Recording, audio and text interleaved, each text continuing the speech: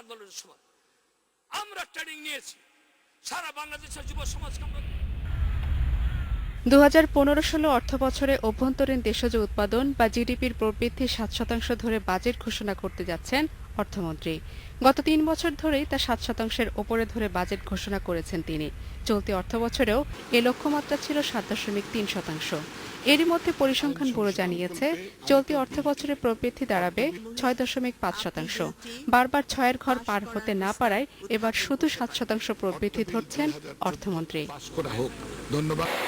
প্রবৃদ্ধি বাড়াতে হলে বিনিয়োগ জিডিপির 25 থেকে 26% নিয়ে যেতে হবে।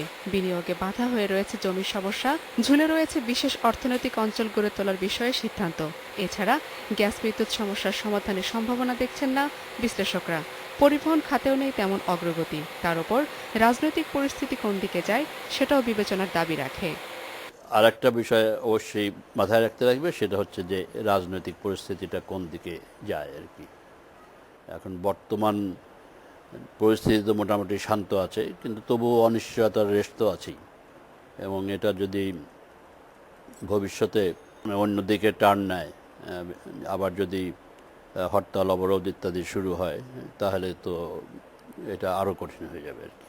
গত কয়েক বছর ধরে অর্থমন্ত্রী 7%-এর উপরে প্রবৃদ্ধি নির্ধারণ করছেন, কিন্তু বছর শেষে দেখা গেছে প্রবৃদ্ধি 6-এর ঘরই পার করতে পারেনি।